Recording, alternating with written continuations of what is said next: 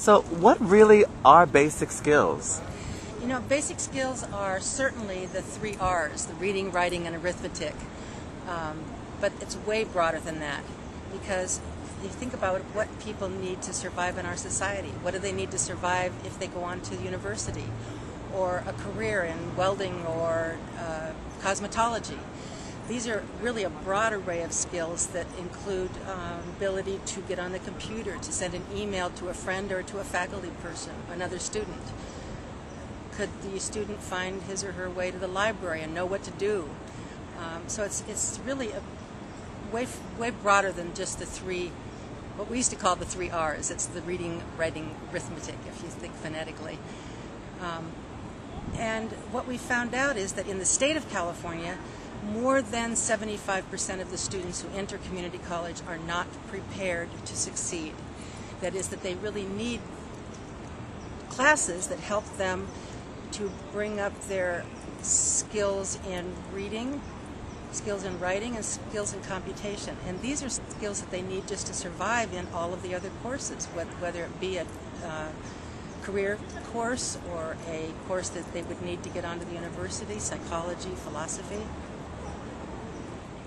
In our campus, it's even more of a crisis situation, because really when we say basic skills students, those are our students.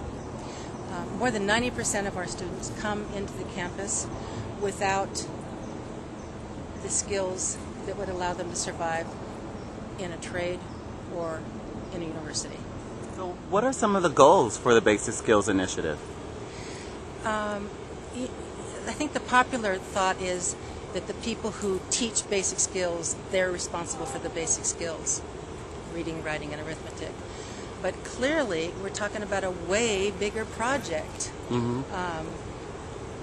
If basic skills, if these are our students, and they need these skills to survive in society, in their trade, whatever their goals are, that would mean that we're all should be involved in basic skills. That means a philosophy instructor, an English instructor, a welding instructor. We all need to figure this out, how to embed these skills into our coursework. Because it doesn't make a lot of sense to just have students over here studying a list of vocabulary words, or studying how to add 2 and 2 or do division, when that same student might be a culinary student who needs to know how much flour is needed to make a 60-person recipe. Wouldn't it make a lot more sense to embed that information in the study? And likewise, a philosophy instructor should be thinking about how to bring these skills into his or her class. It's not just one person's responsibility. It's not just learning skills responsibility. It's not just the basic English instructor's responsibility. These are skills that we need to look at in all of our courses. So this is the Student Success Center. How does it fit into basic skills? Statewide, we have an initiative. It's the Basic Skills Initiative. This initiative, fortunately for us, has given us a lot of money so we can try out new projects. A lot of the things that we're looking at are pilot projects. We're going to be doing studies to see if what we're trying out really works. And at the same time, statewide, there's this Student Success Initiative, and these really are braided together. And so we have named this building now the Student Success Center, because it houses some of these student services that can work with the students as they're in their classes. So we have the Writing Center, which is for writing across the curriculum, whether it's students in plumbing or philosophy or art, whatever kind of course. We're encouraging them to come to the Writing Center to work on whatever aspect of the writing they want to work on. And then there's Learning Skills, which is a department, Learning Skills and ESL, where students actually can get credit for working on these skills. In the Learning Skills, they look at math, basic math, and reading and writing, as well as ESL. And then next to that is the Reading Center, where if a student is, really having difficulty reading, can come in there and get discussion and instruction, working with our tutors. But we really want to see these centers, Reading Center, Writing Center, appealing to students across the campus. It's not just students who are struggling with basic reading. It's also students who might be in philosophy or automotive who are having some kinds of difficulties with how to break down the text. So many of the trades books are really, really difficult for any reader. The content is difficult and the presentation is at a high level. So if somebody's struggling with reading, it's hard to imagine the kind of challenges in order to succeed in the class if you can't even break down the text. So we're really inviting and appealing to the instructors and the students and the counselors to come into these centers, and we will meet the students with whatever their task is, whatever their project is, defined by the students, really. So we're inside the Student Success Center. Why don't you give us a tour? Okay. This is great. We have right now housed all on one floor a lot of the services that are academic support services for the students.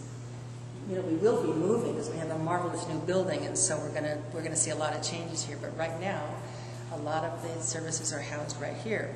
So we have a writing center, and following that is the learning skills in ESL. After that is the reading center. Beyond that is Bridges to Success and the non-credit courses. So that's a whole huge operation where they bring in students for 8-week sort of immersion into a trade. And then across from that is it's a great, relatively new computer lab. We didn't have this a couple years ago. So now students can just drop in, use the computers, and on whatever their writing project is. And then just down the hall, we keep going, make a big loop around the building. Okay. That is the Career Center, Student Employment Center. This is a harder, I hope how much few students are visiting this right now because there are not a lot of jobs available, but certainly in more lucrative times as students are stacking up, there's not a lot available right now. Let me ask, can basic skills help me to get a job? Like, what if I already have a license to fix cars or a license to do hair? Well, how would basic skills help me to still get that job? I think that, it's pretty clear if you go for a job interview, how do you present yourself? How do you fill out an application? Very often job requirements are to write a paragraph. That's really where they're trying to see if you know how to put your ideas into paper clearly. Even when you have the job, how do you hang on to the job? Can you enter data into a computer? Airline workers have to, after they leave the hard work on the airport, they have to go inside and get on the computer and enter where the dog is or where the, how many passengers and so on. Even once you have the job, can you fill out an accident report? A tractor rolls over your foot. Now you've got to sit down quickly. OSHA's going to be in there checking it out. Can you fill out an accident report? This is all written work. Can you make a coherent presentation? So really, throughout life, for people who are parents and their child needs to have a written note or some kind of a written response. So we're talking about basic skills for success in school, in a career, in whatever goals students have, and in life, because they really are life skills.